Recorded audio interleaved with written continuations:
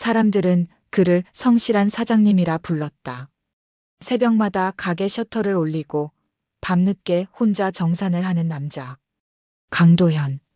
그러나 그가 매일 틈틈이 들여다보던 건 재무제표가 아니었다.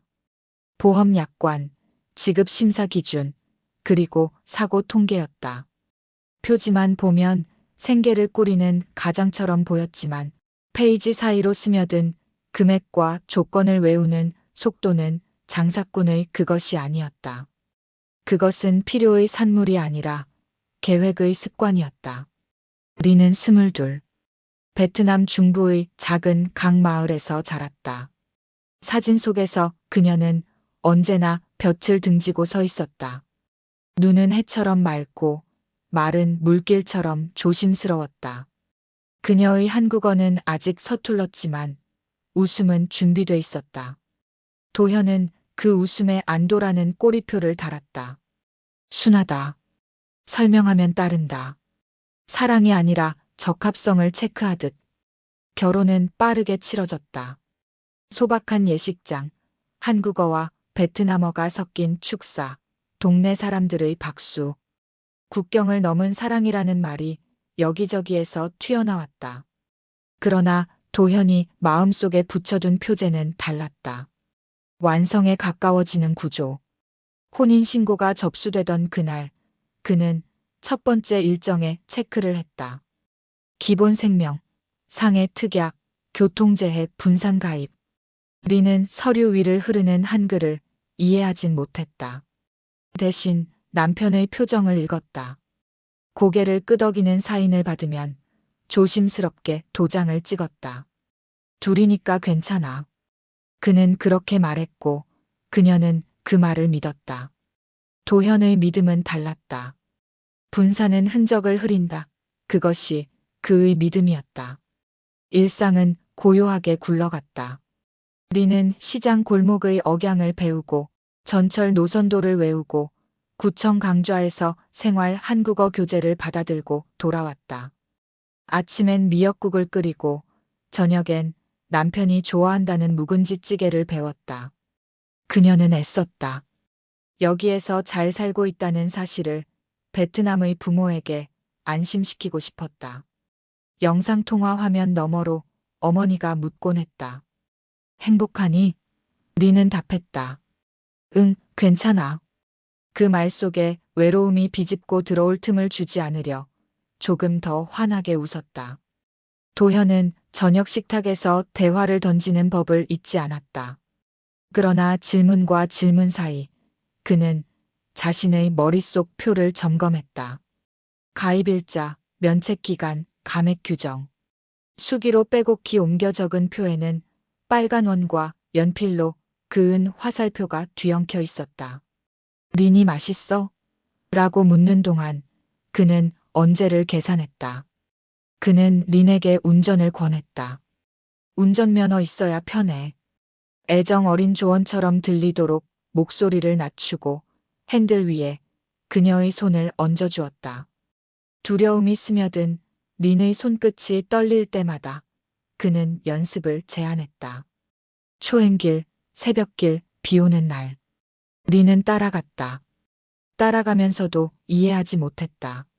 왜 남편은 유난히 사람이 뜸하고 조명과 CCTV가 드문 길을 편하다고 말하는지.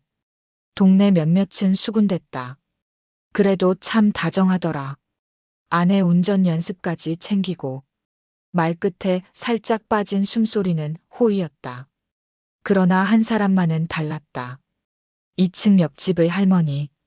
비 오는 날엔 운전 연습시키지 말지. 무심한 잔소리였으나 그것은 예고에 가까웠다. 리는 간간히 배를 감싸쥐었다. 멀미가 있어 속이 울렁거린다고 했다. 도현은 생강차를 내주며 약 봉투를 꺼냈다. 비타민, 철분, 이런저런 보조제의 이름들이 적힌 투명한 케이스. 그녀는 순순히 삼켰다. 고맙습니다. 그 말에 도현의 눈빛이 잠깐 흔들렸다. 인간적인 무언가가 아직 남아있음을 시사하듯. 그러나 떨림은 곧 가라앉았고 계산이 제자리를 찾았다. 복용은 습관이 된다. 습관은 증언을 흐린다. 그의 머릿속 문장이었다. 주말, 그들은 장거리를 나갔다. 바람이 세차던 오후, 갈대밭이 흔들리는 시야가 차창에 펼쳐졌다. 예쁘지? 린이 감탄처럼 중얼거렸다. 도현은 대답 대신 내비게이션을 껐다. 익숙하지 않은 길은 화면보다 기억이 낫다고 대수롭지 않게 말했다. 차는 천천히 신호가 드문 외곽도로로 접어들었다. 노면은 젖어 있었고 배수로는 물을 토했다. 풍경은 아름다웠다. 장면은 위험해졌다. 밤이면 도현의 가계부는 숫자에서 표식으로 바뀌었다. 날짜 옆엔 작은 점, 점 옆엔 색. 익숙 주의 가능. 그가 스스로 만든 등급이었다. 그녀의 삶이 아니라 그녀의 동선과 습관과 씁쓸한 수능이 등급으로 나뉘었다. 사랑을 기록한 자리는 없었다. 오직 감소하는 변수가 있었다. 한국어가 조금씩 늘고 버스 노선이 익숙해지고 동네 사람과 인사가 늘어날수록 사고의 설득력은 줄어든다. 그래서 그는 빠름을 택했다. 면책 기간이 지나고 감액 규정이 풀리는 바로 그 주. 달력의 네모칸에 굵은 동그라미를 그었다. 그날 그는 린의 사진을 찍었다. 웃는 얼굴, 길 위의 그림자, 주방의 수증기. 프린트된 사진 뒷면에는 짧게 날짜가 적혔다. 린은 몰랐다. 그 사진들이 나중에 영정과 서류의 첨부 파일이 될 거라는 걸. 그리고 비가 예보된 주간 예보를 본 그는 아주 작은 미소를 지었다. 계획은 한 번에 끝나지 않았다. 그는 우연히 갖는 설득력을 누구보다 잘 알고 있었다. 우연히 반복되면 우연이 아니고 첫 시도에서 완성되는 사고는 드물다. 이것이 통계였고 그의 경험이었다. 첫 번째 밤은 흐림. 가로등 사이의 간격이 긴 외곽로, 습기가 낮게 깔린 아스팔트. 차 안엔 라디오가 조용히 흘렀고 린은 긴장 탓에 말수가 줄었다. 그는 핸들을 쥔 그녀의 손등을 한 번 눌러주었다. 괜찮아.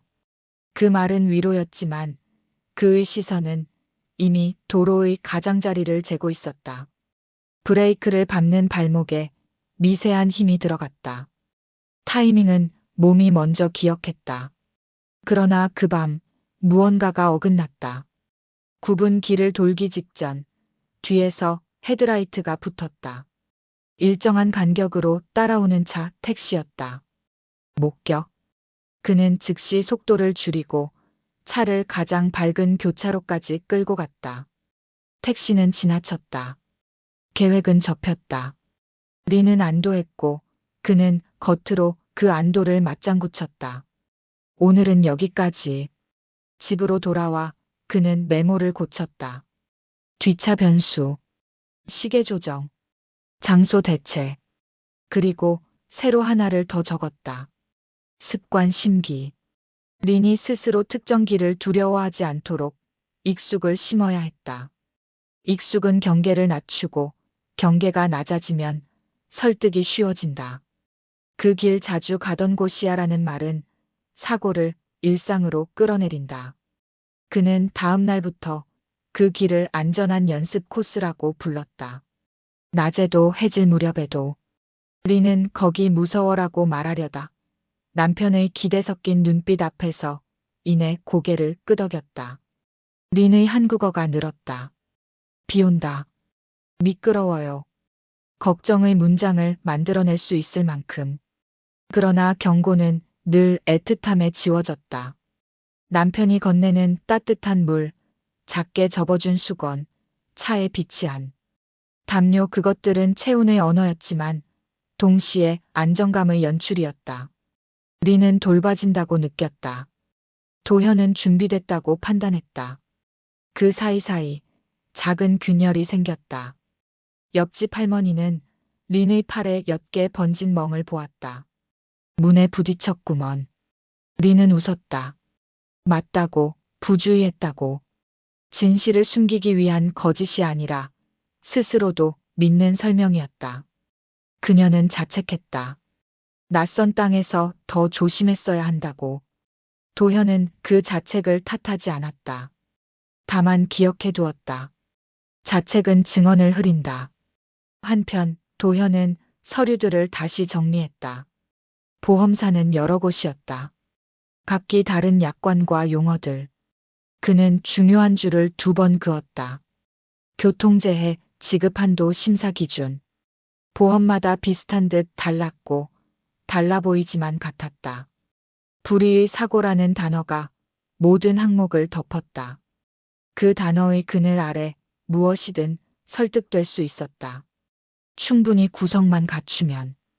2번째 밤, 그는 더 늦게 움직였다. 가로등이 더 적고 바람이 더 센 시간. 리는 피곤했다. 하루 종일 청소와 장을 보았고 낯선 동사무소에서 서류를 떼느라 지쳤다. 늦은 시간대의 도로는 비어 있었다. 그는 일찍이 확인해 둔 구간으로 차를 몰았다. 굽어드는 커브, 길 아래로 낮게 깔린 하천, 방음벽이 만들어내는 갇힌 소리. 모든 것이 계획의 도표와 겹쳤다. 그러나 또 한 번 변수가 생겼다. 도로 외곽의 공사 구간에 임시 CCTV가 서 있었다. 기둥에 달린 작은 눈. 그는 브레이크를 밟았다. 돌려보내자는 말 대신 뜨끈한 어묵 국물을 사주었다. 리는 따뜻함에 얼굴을 묻었고 그는 카메라의 위치를 암기했다. 다음에 그의 목소리는 다정했고 머릿속 연필은 더 진하게 그어졌다. 그는 우연을 모으기 시작했다. 타이어 교체 기록, 정비소 영수증, 안전운전 교육 이수증. 린과 함께 셀카를 찍으며 조심 운전 스티커를 붙였다. SNS에는 소박한 해시태그가 남았다. 해시태그 초보운전, 해시태그 남편이랑 연습, 해시태그 천천히. 좋아요의 개수는 적었지만 그 흔적들은 사후의 이야기를 정리해줄 증거가 되어갔다. 늘 조심하던 사람의 사고는 더 안타까워 보인다. 그리고 안타까움은 의심을 늦춘다. 시간은 그를 편들었다. 면책 기간이 지나고 감액 규정이 풀렸고 그녀의 주변 인간관계는 아직 옅었다. 한국어는 아직 느리고 목격해줄 친구는 멀리 있었다. 그 모든 조건이 하나의 점을 향해 모였다. 비예보, 달력의 동그라미, 습관화된 코스. 그는 마지막으로 하나를 체크했다. 확신. 그리고 동그라미 옆 아주 작게 썼다. 오늘. 비는 예보대로 왔다. 유리창을 때리는 소리가 일정한 박자를 만들고 와이퍼의 왕복이 리듬을 붙였다. 리는 조수석에 앉았다. 오늘은 남편이 운전대를 잡았다. 연습이 아니라 장 보러 가는 길이라며 그는 목적 없는 목적지를 말했다. 차는 익숙한 길로 접어들었다. 그 길의 어둠과 침묵은 이제 낯설지 않았다. 그때 아주 작고 그러나 오래 남는 냄새가 났다. 탄내와 비슷한 금속이 달궈질 때 번지는 숨어있는 경고. 리는 잠깐 얼굴을 찡그리고 창밖을 봤다. 도현은 짧게 에어컨을 켰다 끄며 공기의 결을 바꿨다. 냄새는 흐트러졌다. 공기처럼 결정도 흐트러졌다. 그는 다시 마음을 다잡았다. 흔들림은 감정의 영역이고 계획은 행동의 영역이었다. 그 순간 그의 휴대폰이 진동했다. 숫자들 속에만 살던 그에게도 사람이 있었다. 옆집 할머니였다. 비 오는데 천천히 다녀. 별 뜻 없는 안부. 그러나 그 한마디가 이상하게 길을 덮었다. 그는 속도를 조금 낮췄다. 그리고 아주 짧은 망설임이 파문을 만들었다. 파문은 예기치 않은 곳에서 균열로 돌아왔다. 다리 위 진입 전 둔탁한 소리가 차 안을 때렸다. 무언가가 떨어졌다. 트렁크 쪽 정리해뒀던 공구 상자였다. 느슨해진 고리, 비탈길의 흔들림, 작은 부주의. 리는 깜짝 놀라 뒤를 돌아봤다. 그 순간이 모든 걸 멈췄다. 그녀의 자연스러운 반응, 뒤돌아보는 몸짓. 그의 계산된 순간 시야가 흐려지는 그 찰나. 2시간대가 엇갈리듯 겹치고 차는 다리 위에서 아주 미세하게 흔들렸다. 그는 즉시 멈췄다. 아직 아니다. 목격도, 장치도, 냄새도 어느 하나 완벽하지 않았다. 돌아오는 길, 그는 침묵했다. 리는 조심스러운 미소로 그 침묵을 덮었다. 괜찮아요. 그녀는 늘 그렇게 말했다. 그 말은 그를 안심시키지 않았다. 오히려 그의 결심을 더 단단하게 만들었다. 완벽만이 허점 없는 설득을 만든다. 그는 그날 밤 표의 마지막 칸을 만들었다. 조도 최저, 흐름 단절, 넘김 자연. 그리고 그 아래 다시 썼다. 인간 무심. 사람들은 사소한 일상 앞에서 무심해진다. 배고픔, 졸림, 피곤. 그 무심이 바로 입구다. 그는 기다릴 줄 아는 남자였다. 돈을 기다렸고, 타이밍을 기다렸고, 이제는 딱 한 번의 틈을 기다렸다. 그 틈은 비와 바람과 습기와 어둠과 그리고 린의 선함이 함께 만든 아주 작은 문이었다. 문은 곧 열릴 것이다. 그는 그렇게 믿었다. 아니, 그렇게 만들었다. 비는 유리창을 두드리며 리듬을 만들고 있었다. 한밤중의 국도, 다리 위를 덮은 어둠은 무겁고 길었다. 와이퍼는 쉼없이 움직였지만 빗물은 끊임없이 내려왔다. 차 안은 적막했다. 라디오도 꺼져 있었다. 도현은 핸들을 잡고 리는 조수석에 앉아 눈꺼풀을 몇 번 무겁게 깜빡였다. 며칠째 이어진 피곤함, 낯선 땅에서의 긴장, 그리고 남편의 권유로 이어진 운전 연습. 리는 거의 녹초였다. 그날 밤 모든 조건이 완벽했다. CCTV는 없었고 뒷차도 없었다. 가로등은 드물게 놓여 있었고 도로 위엔 빗물이 번들거렸다. 차창 너머 갈대밭은 바람에 눌려 땅에 닿을 듯 흔들렸고 하천은 불어난 물로 검은 파문을 일으키고 있었다. 도현은 깊게 숨을 들이마셨다. 오늘은 끝낼 수 있다는 확신이 들었다. 모든 계산표가 하나의 답으로 모였다. 지금이다. 그는 그렇게 마음속으로 속삭였다. 그는 린에게 핸들을 맡겼다. 오늘은 내가 조금만 더 해봐. 이제 많이 늘었잖아. 린은 두려움 섞인 미소를 지었지만 남편의 기대 어린 눈빛 앞에서 고개를 끄덕였다. 차는 천천히 다리 위를 올랐다. 도현은 시계를 봤다. 자정이 가까워졌다. 빗줄기는 굵어지고 노면은 미끄러워졌다. 그의 발은 브레이크 위에 가볍게 얹혀 있었고 손은 시트 벨트를 만지작거렸다.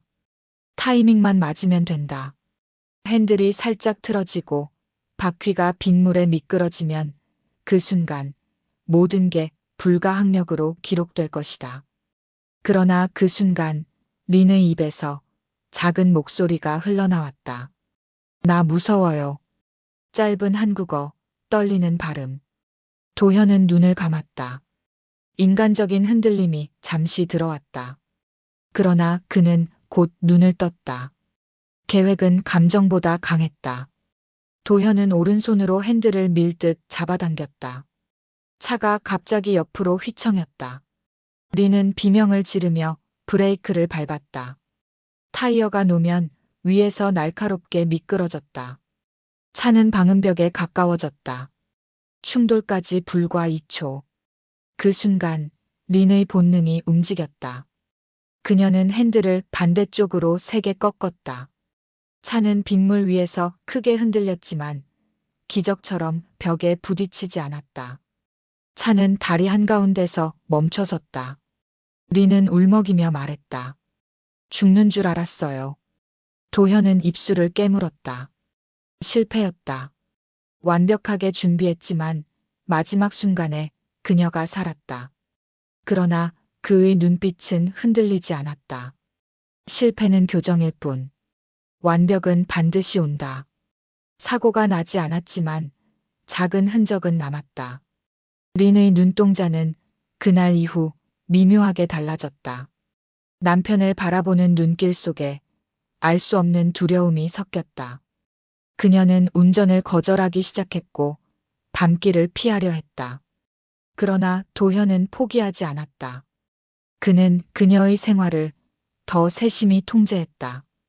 약을 챙겨주며 건강을 생각해야지라고 말했고 시장에 함께 가며 둘이 다니는 게 안전하다고 했다.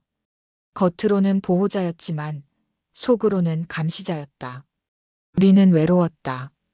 한국어를 배우며 조금씩 자신감을 찾고 있었지만 남편은 점점 더 통제적이었다. 그녀는 종종 베트남의 가족에게 전화를 걸어 눈물을 숨겼다. 괜찮아, 괜찮아라고 말했지만 목소리는 떨렸다. 이웃 사람 중 한 명, 옆집 할머니는 변화를 감지했다. 린의 눈가에 번진 멍, 자주 사라졌다. 돌아오는 웃음. 할머니는 경찰에 뭔가 이상하다는 익명을 신고 전화를 남겼다. 그것은 작은 씨앗이었지만 곧 커다란 파문이 되었다. 보험사 또한 이상함을 감지했다. 도현이 너무 많은 보험을 단기간에 가입했고 보장 범위가 모두 교통사고 사망에 집중되어 있었다. 한 담당자는 메모했다. 위험 설계 가능성 있음. 경찰과 보험사는 은밀히 협력하기 시작했다. 도현은 모르는 사이 이미 눈에 띄기 시작한 것이다. 결정적인 날이 왔다. 다시 비가 내리던 밤, 도현은 마지막 시도를 감행했다. 이번에는 준비가 완벽했다. CCTV도 없고 뒤차도 없었다. 린은 조수석에서 지쳐 눈을 감고 있었다. 차는 다리 위를 달리고 있었다. 도현은 핸들을 살짝 틀며 속으로 중얼거렸다. 이번엔 끝이다. 그러나 그는 알지 못했다. 이미 경찰은 그의 차의 위치 추적 장치를 달아두었다는 걸. 보험사 직원도 그 길목을 따라가며 지켜보고 있었다는 걸. 차가 미끄러지는 순간 도현은 핸들을 꺾었다. 하지만 동시에 뒤에서 경찰차의 사이렌이 울렸다. 번쩍이는 붉은 불빛이 어둠을 찢었다. 차는 강제로 멈춰섰고 도현의 계획은 무너졌다. 린은 울면서 차 밖으로 뛰쳐나왔다. 경찰이 그녀를 보호했고 도현은 현장에서 체포되었다. 그의 손목에 차가운 수갑이 채워졌다. 법정에서 도현은 끝까지 부인했다. 사고였다. 불행한 우연이었다. 그러나 이미 증거는 충분했다. 다수의 보험 가입, 반복된 시도, 블랙박스에 남은 핸들 조작, 그리고 그의 메모. 판사는 냉정하게 선고했다. 피고인 강도현, 살인 미수 및 보험 사기 혐의로 무기징역을 선고한다. 린은 눈물을 흘리며 판결을 들었다. 그녀는 한국 땅에서 처음으로 해방감을 느꼈다. 억눌린 두려움이 사라지고 다시 숨을 쉴 수 있었다. 도현은 차가운 감옥으로 끌려갔다. 모든 계산은 무너졌고 그의 삶은 감옥의 벽에 갇혔다. 남은 건 숫자가 아니라 심판의 낙인이었다. 이웃들은 말했다. 그럴 줄 몰랐다. 그렇게 다정해 보이더니. 그러나 진실은 언제나 어둠 속에 숨어 있다가 결국 드러나게 된다. 마지막 장면, 린은 베트남의 가족과 영상통화를 했다. 화면 너머 어머니는 울며 말했다. 이제 괜찮니? 린은 고개를 끄덕였다. 이번에는 진심으로.